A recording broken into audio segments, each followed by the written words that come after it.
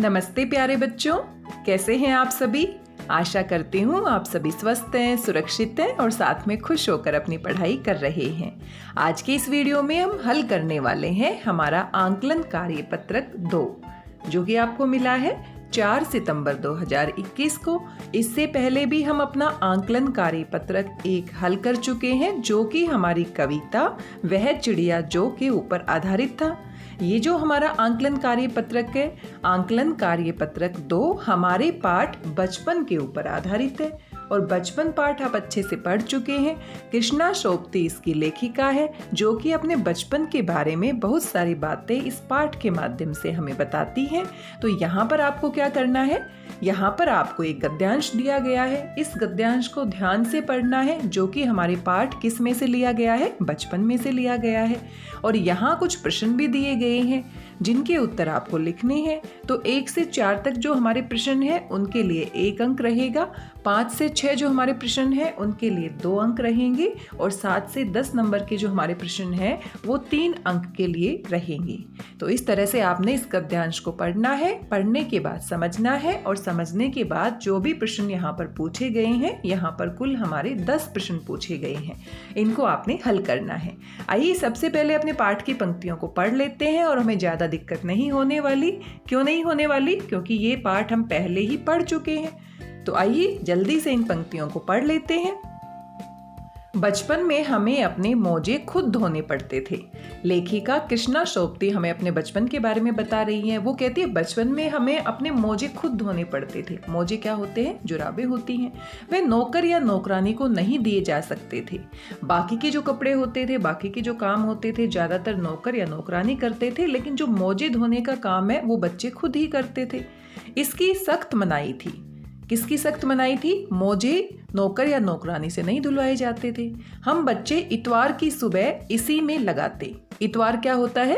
रविवार। संडे को ही हम क्या कहते हैं? इतवार कहते हैं। तो जब संडे होता था, रविवार होता था, इतवार होता था, तो सभी बच्चे सुबह सुबह क्या करते थे? अपने मोजे धोते थे। धो लेने के बाद अपने अपने जूते पॉलिश करके चमकाते। और जूते पॉलिश करने का काम भी बच्चे क्या करते थे? खुद से करते थे। जब जूते कपड़े या ब्रश से रगड़ते तो पॉलिश की चमक उभरने लगती। हो सकता है आपने कभी अपने जूतों को पॉलिश किया हो, और जब बहुत ज़्यादा उनको रगड़ते हैं और कपड़े से साफ करते हैं, ब्रश से बहुत ज़्यादा रगड़ते हैं, तो वो चमकने लग जाते हैं।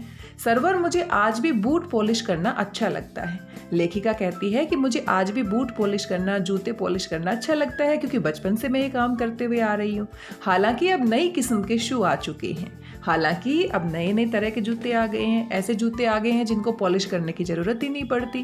कहना होगा कि ये पहले से कहीं ज़्यादा आरामदेह हैं और आजकल के जो जूते हैं बहुत आरामदायक होते हैं। हमें नए जूते मिलते, उसके साथ ही छालों का इलाज शुरू हो जाता।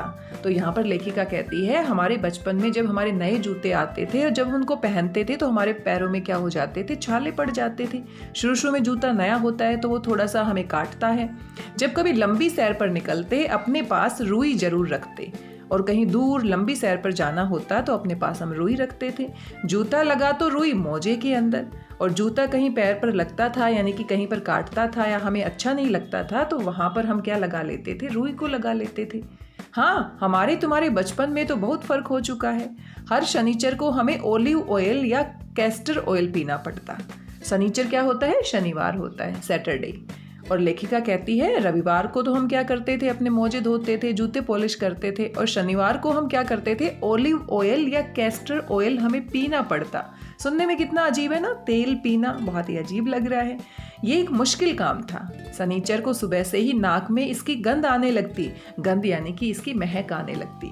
छोटे शीशे के गिलास जिस पर ठीक खुराक के लिए निशान पड़े रहते, उन्हें देखते ही मितली होने लगती। मितली क्या होती है? उल्टी आना। तो लेखिका कहती है बचपन में हमारे परिवार वाले हमें क्या करते थे? शनिवार को ओलिव ऑयल या कैस्टर ऑयल पिलाते थे, और जैसे ही शनिवार की सुबह होती तो हम इसके बारे में सोचते और हमें उल्टी आने लगती। मुझे आज भी लगता है अगर हम न भी पीते वह शनिचरी दवा तो कुछ ज़्यादा बिगड़ने वाला नहीं था। अब लेखिका सोचती है बचपन में तो हम सोचते थे कि ये पीना जरूरी है, हम इतना नहीं समझते थे, लेकिन आज बड़े होने पर मैं सोचती हूँ कि वे शनिचरी दवा, शनिवार को पीने वाली दवा अगर मैं ना पीती तो ज़्यादा कुछ बिगड़ता नहीं, सेहत ठीक ही रहती। तुम्हें बताऊंगी कि हमारे समय और तुम्हारे समय में कितनी दूरी हो चुकी है। अब लेखिका कहती है, मेरा जो बचपन था और आपका जो बचपन है उसमें बहुत फर्क आ गया है, जमाना बदल गया है, यहाँ तक कि बचपन की दिलचस्पियाँ भी बदल गई हैं। याद रहे उन दिनों कुछ घरों में ग्रामोफोन थे, रेडियो और टेलीविज़न नहीं थे। तो पहले ग्रामोफोन होता था, रेडियो या टेलीविज़न बहुत बाद में आए हैं। हमारे बचपन की कुल्फ़ी आइसक्रीम हो गई है, और हम जब आइसक्रीम खाते हैं, लेकिन लेखिका के बचपन में उसे क्या कहते थे? कुल्फ़ी कहते थे। यानी कि आजकल की जो आइसक्रीम है उनकी जगह पहले क्या बिकती थी? कुल्फ़ी बिकती थी। और कुल्फ़ी की जगह किसने ले ली है? आइसक्रीम ने ले ली है। कचौड़ी, समोसा पैटीज में बदल गया है, और पहले जो कचौड़ी समोसा मिलता था आजकल पैटीज में बदल गया है। सहतूत और फालसे और खसखस के शरबत कोक पेप्सी में बदल गए हैं, आजकल कोक पेप्सी हम पीते हैं। पहले ज़माने में शहतूत, फालसे और खसखस खाया करते थे। उन दिनों कोक नहीं, लेमनेड और विम्टो मिलती थी। तो जो कोक आजकल हम पेप्सी पीते हैं, कोका कोला पीते, उन दिनों कोक नहीं, लेमनेड, विम्टो मिलती थी। यानी उस जमाने में कोक नहीं मिलती थी, लेमनेड होती थी, विम्टो होती थी, वो भी पीने वाली कोल्ड ड्रिंक होती थी। शिमला और नई दिल्ली में बड़े हुए बच्चों को वेंगर्स और डेविको रेस्तरां की चॉकलेट और पेस्ट्री मजा देने वाली होती।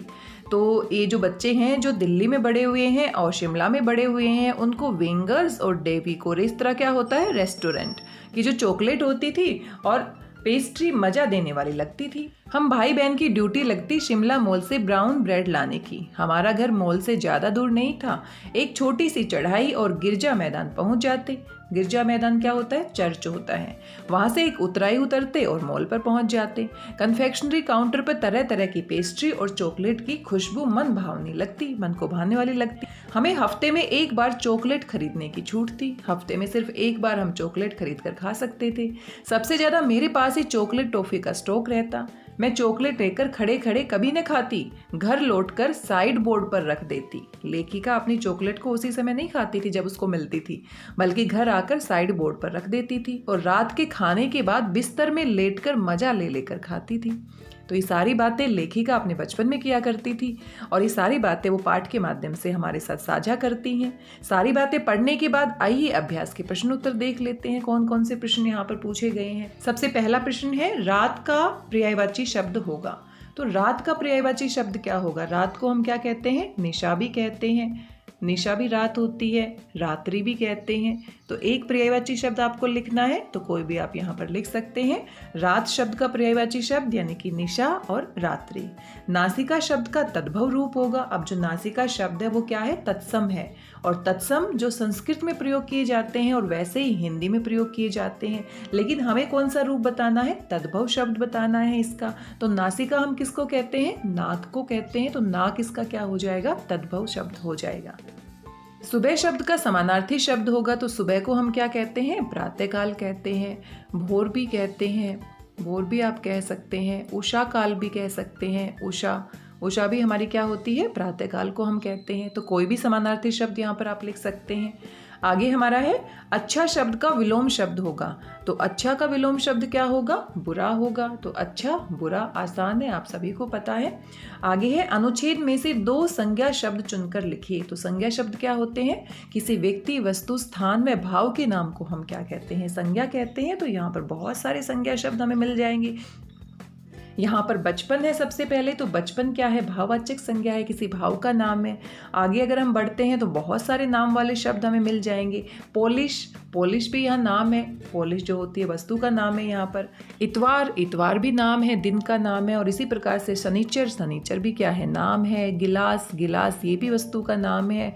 ऑलिव ऑयल ये भी नाम है। कैस्टर ऑयल ये भी नाम है। तो कितने सारे संज्ञा शब्द हमें मिल जाते हैं। आइसक्रीम ये भी नाम है।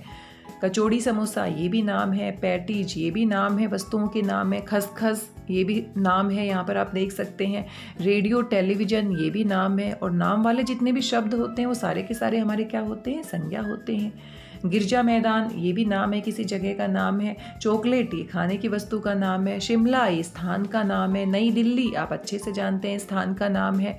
इसी प्रकार से यहाँ पर वेंगर्स देख सकते हैं, डेविको रेस्तरां देख सकते हैं। तो कोई भी आपको अच्छा लगता है, कोई भी शब्द आप यहाँ से 1 या 2 जो पूछे गए हैं उनको आप इस प्रश्न के उत्तर में लिख देंगे। तो यहाँ आपसे पूछा गया है 2 संज्ञा शब्द चुनकर लिखिए, तो कोई भी 2 जो आपको अच्छे लग रहे हैं वो आप यहाँ पर चुनकर लिख देंगे।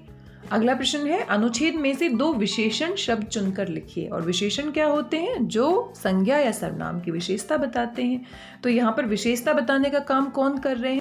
यहाँ पर हमें विशेषण शब्दों को ढूंढना है और विशेषण शब्दों को ढूंढने के लिए आप इसको दोबारा से पढ़ सकते हैं और यहाँ पर बहुत सारे विशेषण शब्द आपको मिल जाएंगे। जैसे कि अगर हम यहाँ पर देखते हैं लंबी सैर, लंबी सैर, तो जो सैर है वो कैसी है? बहुत लंबी है, तो लंबी इसकी क्या है? विशेषता है। अगर हम और विशेषण शब्दों को ढूंढते हैं तो यहाँ पर हमारा देखो ब्राउन ब्रेड लिखा गया है, तो जो ब्रेड है वो कैसी है? ब्राउन है, यानी कि ब्राउन ब्रेड है, तो ब्राउन यहाँ पर ब्रेड की क्या है? विशेषता है। तो इस तरीके से और भी बहुत सारे विशेषण शब्द आप यहाँ पर ढूंढ सकते हैं, इसको दोबारा से पढ़िएगा। ऐसे ही यहाँ पर देखिए चढ़ाई, चढ़ाई कैसी है? छोटी सी है, तो चढ़ाई की विशेषता क्या है कि वो क्या है? छोटी सी है। यहाँ पर आपको अनेक विशेषण शब्द मिल जाएंगे, आपको सिर्फ 2 ही छांट कर लिखने हैं, तो यहाँ पर इन दोनों को आप यहाँ पर लिख दीजिएगा। अगला हमारा प्रश्न है घर पहुंचकर लेखिका चॉकलेट कहाँ रख देती थी?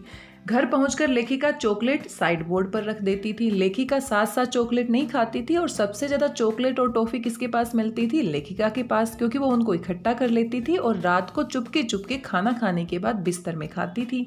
तो कहाँ पर रख देती थी? साइड बोर्ड पर। लेखिका के बचपन की कुल्फी बदलकर क्या हो गई है? लेखिका के बचपन की कुल्फी बदलकर आइसक्रीम हो गई है। आजकल हम आइसक्रीम खाते हैं, लेकिन लेखिका के बचपन में यानी कि बहुत समय पहले कुल्फियाँ बिकती थी और वो कुल्फी खाते थे। बचपन में लेखिका को कौन से काम खुद करने पड़ते थे? बचपन में लेखिका को अपने मोजे खुद धोने पड़ते थे, जूते खुद पॉलिश करने पड़ते थे। इन कामों के लिए नौकर या नौकरानी को नहीं बोल सकते थे। अगला और अंतिम प्रश्न है लेखिका के बचपन में कोक पेप्सी की जगह क्या प्रयोग किया जाता था? लेखिका के बचपन में कोक पेप्सी नहीं होती थी, क्या होती थी? आप देख सकते हैं, दोबारा से अपने गद्यांश में जाग सकते हैं। लेखिका के बचपन में कोक और पेप्सी नहीं होती थी, बल्कि वो क्या खाते थे? सहतूत खाते थे, फालसे खाते थे, खसखस खाते थे और साथ में लेमनेड और विमटो हुआ करती थी। तो इस प्रश्न के उत्तर में हम लिख देंगे, क्या लिख देंगे यहाँ पर? लेखिका के बचपन में कोक पेप्सी की जगह पर सहतूत, फालसे और खसखस का प्रयोग किया जाता था और साथ में क्या होती थी? लेमनेड होती थी और विमटो होती थी।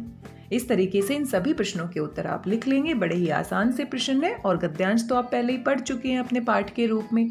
आज की इस वीडियो में बस इतना ही। आशा करती हूँ सभी प्रश्न आपको समझ में आए होंगे। मिलते हैं एक नए वीडियो में कुछ नई कार्यपत्रिकाओं के साथ, कुछ नए आंकलन कार्यपत्रकों के साथ। तब तक स्वस्थ रहिए, व्यस्त रहिए, मस्त रहिए, खुश रहिए और खुश होकर पढ़ते रहिए। मेरी भाषा हिंदी भाषा परिवार के साथ जुड़ने के लिए आप सभी का धन्यवाद, बहुत बहुत धन्यवाद।